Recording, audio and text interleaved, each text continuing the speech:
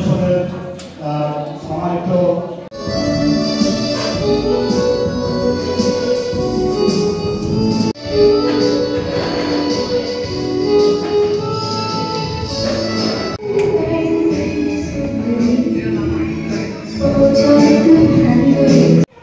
আমাদের মাঝে উপস্থিত আছেন আমাদের সম্মানিত প্রশিক্ষণ নিয়ে নিজের দক্ষতা বৃদ্ধি করার সুযোগ রয়েছে সেটা কিন্তু ঘরে বসে কিন্তু নিজের যে ঘরে দেওয়ার যে সমস্ত বস্ত্র তিনি কিন্তু তৈরি করতে কম্পিউটার প্রশিক্ষণ যদি আমরা নিই সেটা নারী পুরুষ কিন্তু সকলেই নিতে পারে। এই সুযোগগুলো কিন্তু আমাদের নিতে হবে। আপনারাও নিজেরা দেখেছেন শিখেছেন। এখন দীর্ঘদিন এই কাজে চাকরি করার সুবাদে জনপ্রতিনিধিদের সাথে কাজ করার সুবাদে আমারও বেশ কিছু অভিজ্ঞতা হয়েছে। আমাদের যেমন সঠিক জনপ্রতিনিধি বাছাই করার দায়িত্বটা যেমন আমাদের রয়েছে, তেমনি একজন সুনাগরিক হিসেবে এই নাগরিকতার দায়িত্ব পালন করাও কিন্তু আমাদের কিছু দায়বদ্ধতা রয়েছে। আমরা প্রায় শুনি একজন মেম্বার বা একজন চেয়ারম্যান, একজন জনপ্রতিনিধি এখানে বলা আছে যে টাকা দিয়ে যদি আমরা ভোট বিক্রি করি তাহলে আমরা দুর্নীতির বীজ বপন করছি। তাহলে এটা কেন হবে? আপনারা যদি ভোট দেওয়ার সময় যদি নিজেকে পবিত্র রাখেন, নিজেকে যদি পরিষ্কার রাখেন, তাহলে আপনার জনপ্রতিনিধি পরিষ্কার হতে বাধ্য।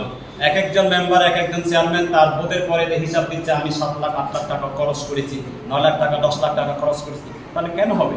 পোস্টারিং করতে কত টাকা খরচ হয়, ক্যাম্পেইন করতে কত টাকা খরচ হয়, কিন্তু মূল খরচগুলো যাচ্ছে কোথায়? হয়তো যে আর্থিক লেনদেন সেখানে খরচ হয়ে যাচ্ছে, অথবা নির্বাচনের আগে দলে দলে দলে দলে মেম্বারের বাসায় গিয়ে ভাত খেলাম, চেয়ারম্যানের বাসায় গিয়ে ভাত খেলাম। প্রতিদিন এক একটা মনে হয় বিশাল বিশাল এই যে 70 জন 80 জন মানুষকে ভাত খাওয়ানো। আজকে 15 দিন 20 দিন ধরে যদি ওভাবে যদি অনুষ্ঠান চলতে থাকে তাহলে খরচের তালিকা কোথায় যাতে দেখেন।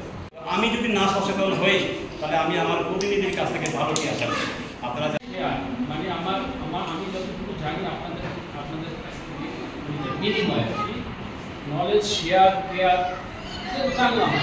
আর এই জনগোষ্ঠী আসলে আমি এখানে বাগেশ্বরীতে 1 বছর, এখানে 7-8 মাস এই সময় এই জনগোষ্ঠী। এর আগে আমি কোনোদিন বাগেশ্বরীতে আসিনি। এসে আসলে আমি এখানকার মুগ্ধ।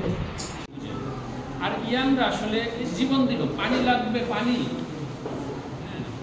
এই কথা বলে আমি এটা যতবার দেখি, যতবার বলি চোখের পানি ধরে রাখতে পারি না। একটা বাচ্চা ছেলে এই বয়সের, একটা আমার মেয়ের বয়সের, হ্যাঁ আমরা এখানে 3জন 4জন ছাড়া আমার বয়সের তার কেউ নাই। পানি লাগবে পানি এই কথা বইলা একটা বাচ্চা অকাতরে জীবন দিল। কল্পনা করতে পারেন যে সে কি চাইলো? আচ্ছা, আমি চাকমা, আমি বাঙালি, আমি মুসলমান, আমি হিন্দু, খ্রিস্টান, বৌদ্ধ, আমরা যদি এভাবে ভাগ করতে থাকি সমাজটা কত ভাগ করে ফেলব। ওই ছেলেটা কি চাইলো বলেন? এইভাবে দাঁড়াইলো, সে গুলি খেয়ে মারা গেল, ইউনিভার্সিটির ছেলে, তার চাওয়াটা কি? 15, 20, 30, 50, 100 বছরে আপনি যদি ভোট দিতে না পারেন, আপনি জনপ্রতিনিধি তো বাঁচতে পারলেন না। আমার এখন যারা ভোটার বা যার বয়স 30 সে ভোট দিতে পারে নাই, এর চেয়ে দুঃখজনক আর কিছু হইতে পারে। তো আপনারা যারা ইয়াং আছেন, আমাদের ব্যর্থতা আমার দায় আমি নিলাম, কিন্তু আপনাদের দায়িত্ব আপনাদের নিতে হবে।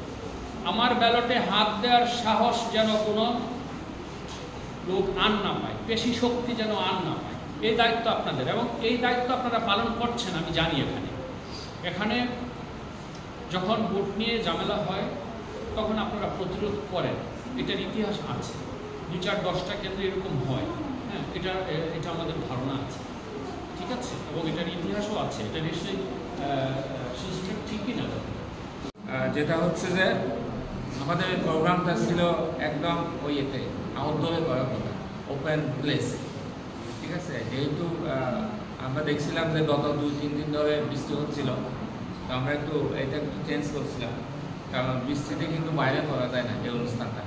আমরা আরেকটু বড় পরিসরে করার কথা। এটা অ্যাওয়ারনেস প্রোগ্রামটা একটু বড় হয়, যেটা হচ্ছে এলাকার মানুষজন থাকে, বিভিন্ন কমিটি থাকে। কারণ আমরা বলছি যে প্রান্তিক জনগোষ্ঠী যাদেরকে বলছি, আসলে ওই লোকগুলোকে আমরা এই মেসেজগুলো দিতে চাচ্ছি। কারণ হচ্ছে এখানে আমরা জানি প্রপারে কিন্তু সবাই কিন্তু অনেকটা বড় ম্যাচ কিন্তু জানে এই বিষয়গুলো। তো আমাদের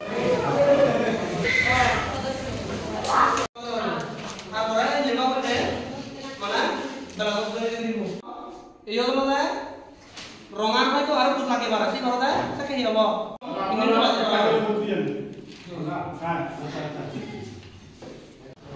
আজকে আমি বাংলায় বলি, হ্যাঁ, যেহেতু আপনারা আবার ইয়ে আছে, যেহেতু আপনারা আমি মনে করি আপনারা সবাই বাংলা বোঝেন। আমরা তো মানে তুলনামূলক বয়স্ক, আমরা ইচ্ছে করলে যুদ্ধে যেতে পারবো না, ঠিক আছে, কিন্তু আপনারা যুদ্ধে যেতে পারবেন। যে ছেলেটা পানি নিয়ে আসে না ভিডিওটা আপনাদের কাছে, চিন্তা করে তার স্যাক্রিফাইস কি। আমি নিজে 5 তারিখের পরে অনেক কিছু শিখলাম, বিশ্বাস করে। আমার কিছু ভুল ত্রুটি ছিল, হ্যাঁ, ভাবলাম যে আসলে এগুলো এলাকায় দিয়ে আরও অন্য ইউনিটকে ইনভলভ করেন, নো পার্টিসিপেশন, যত বেশি